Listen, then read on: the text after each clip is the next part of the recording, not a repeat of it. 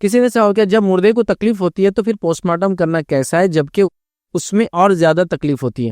تو دیکھیے مردے کو تکلیف ہوتی ہے ایسی کوئی روایت تو ثابت نہیں ہے کہ کسی عمل سے مردے کو تکلیف ہوتی. جو ایک حدیث کے تعلق سے بات آتی میت کی ہڈی وغیرہ توڑنا نہیں چاہیے. عربوں میں ایک طریقہ تھا جب آدمی مر جاتا تو جیسا بھی ہڈی ہے تو اس کو الٹے طرف گھما دیتے تھے ہاتھ, تو ہاتھ ڈھیلا ہو جاتا, آدمی کڑک ہو جاتا نا مرنے کے بعد, توڑ دیتے تھے ہڈیوں, اس کے جوائنٹس توڑ دیتے.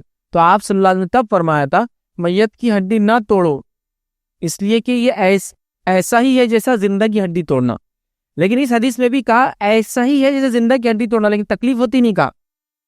مطلب جیسا کوئی زندہ انسان کے ہاتھ کو آپ نہیں توڑتے تو مردے کو مت توڑو, جیسا ایک زندہ انسان کی حرمت ہے اس کے ہاتھ کو آپ ہڈیوں کو نہیں توڑتے تو ویسے مردے کی حرمت ہے اس کی ہڈیاں مت توڑو. لیکن وہاں بھی تکلیف کے الفاظ نہیں ہیں.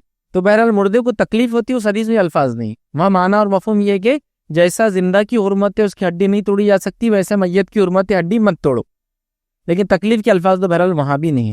جو میت کو تکلیف بولی جاتی ہے وہ تو برزخ میں ہے اور باقی سب جگہ, لیکن وہ جو میت کو ذاتی طور سے تکلیف ویسا معنی نہیں ہے کہ اس کو ہوتی ہے. تو برابر پوسٹ مارٹم تو یاد رکھیے پوسٹ مارٹم شرعی ضرورتوں کے تحت کیا جا سکتا ہے. شرعی ضرورتوں میں کیا ہو سکتا ہے؟ شرعی ضرورتوں میں ایک سے ہو سکتا ہے کہ کسی نے اس کا قتل وغیرہ تو نہیں کیا, مرڈر وغیرہ تو نہیں ہوا, یا اس کو دھوکہ دے کر زہر دے کر وغیرہ مارا, وہ تحقیقات.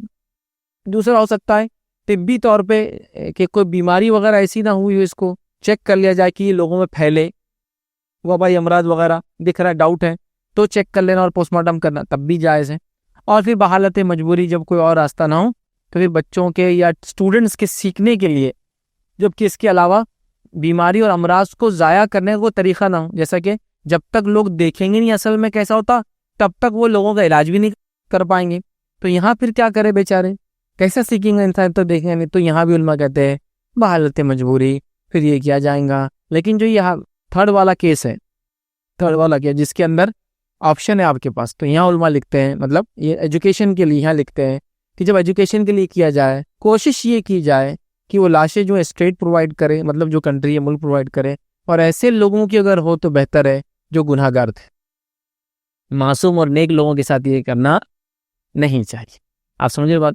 تو لہٰذا پھر ایسے لوگوں کی ہو جیسا کہ کوئی سزا سنائی گئی کسی کو کسی مسئلے کے اندر, فلاں ہے تو وہ ظالم تھا, جابر تھا, گناہ گار تھا, نون تھا, سزا, تو ویسی باڈیز پہ وہ کر سکتے ہیں, لکھتے ہیں. پہلے دو کیس تو کسی کے ساتھ بھی ہو سکتے ہیں. پہلا والا تحقیقات کے لیے, سمجھ رہا, تو فورینسک جس کو کہتے ہیں تو کسی کے لیے ساتھ بھی اچھا اور برا دونوں, جبھی تو پتہ چلے گا کیا ہوا. سیکنڈ بھی کسی کے ساتھ ہو سکتا ہے.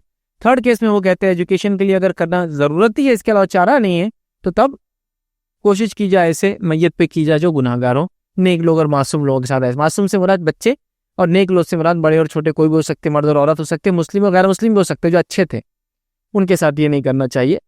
گناہ گار فاسق فاجروں کے ساتھ پھر یہ کیا جائے تو زیادہ بہتر ہے, یاد رکھیے, ٹھیک ہے. تو عام طور سے یہ 3 جگہوں پوسٹ مارٹم وغیرہ کیا جا سکتا ہے. لیکن تکلیف ہونے کا معنی مفہوم میں نے سمجھا دیا, وہ حرمت کے معنی میں ہے, ویسا نہ کرو. اور وہ میت جو وصیت نہ کرے اسی گھر والے رہو اس معنی میں, لیکن وہ تکلیف ایسی نہیں ہے جو فزیکل, کیونکہ فزیکل تکلیف ہوتی ہے میت کو, ایسا نہیں. ہاں وہ برزخ میں ہوتی ہے سزا کے طور پر وغیرہ, آخرت میں وہ ایک الگ چیز ہے.